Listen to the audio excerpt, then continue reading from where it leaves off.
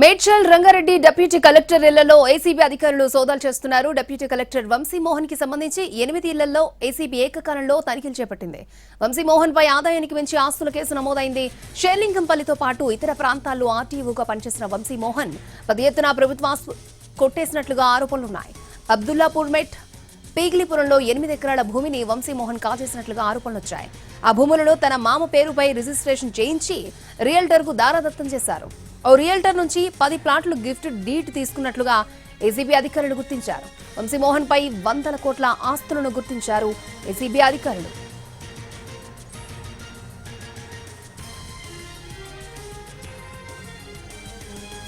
Medchal deputy collector ఇళ్లలో ACB అధికారులు సోదాలు చేస్తున్నారు. డిప్యూటీ కలెక్టర్ వంశీమోహన్ కి సంబంధించిన 8 ఇళ్లలో ఏసీబీ ఏకకాలంలో తనిఖీలు చేపట్టింది. వంశీమోహన్ పై ఆదాయానికి మించి ఆస్తుల కేసు కూడా నమోదు చేశారు. రైట్, లేటెస్ట్ అప్డేట్స్ తెలుసుకుందాం. Crime input editor Ramesh Vaitla మనకు అందుబాటులో ఉన్నారు.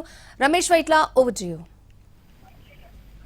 ఏదైతే ఏసీబీ అధికారులు మొత్తంగా దూకుడు పెంచారని చెప్పొచ్చు. ఏదైతే ఆదాయానికి మించి ఆస్తులు కలిగి ఉన్న అధికారుల ఇళ్లలో సోదాలు చేస్తున్నారు. నిన్న ఒక పెద్ద ఇష్యూని ట్రాక్ చేసిన అధికారులు ఇప్పుడు తాజాగా చూస్తే మేడ్చల్ మల్కాజీ సంబంధించిన డిప్యూటీ కలెక్టర్ ఇళ్లలో 8 ప్రాంతాల్లో వేస్తున్నారు.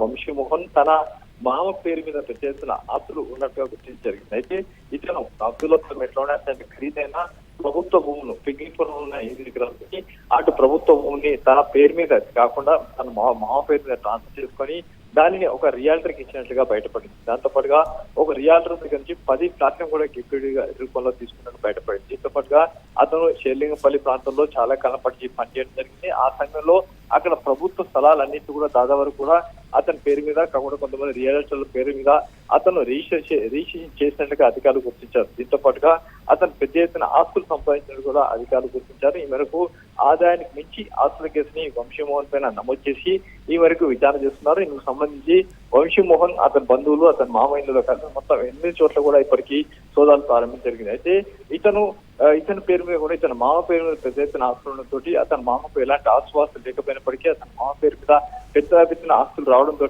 ఇవి ఎక్కడి నుంచి వచ్చాయనే విషయాన్ని అటు అధికారులు విచారణ ప్రారంభించినప్పుడు ఇతను ప్రభుత్వ భూముల్ని ఏకంగా తన మామ పేరు మీద రాసేసి వాటిని రియాల్టర్లకు అమ్మేస్తున్నట్టుగా అధికారులు చెప్తున్నారు. ఇప్పటికైతే 8 ప్రాంతాల్లో అధికారులు వచ్చి సోదాలు చేస్తున్నారు. దాదాపు 100 కోట్ల రూపాయలకు సంబంధించిన ఆస్తులు ఉన్నట్టుగా అధికారులు గుర్తించారు. దీనికి సంబంధించి విచారణ కొనసాగుతుంది. సాయంత్రం వరకు విచారణ కొనసాగే అవకాశం అయితే కనబడుతుంది.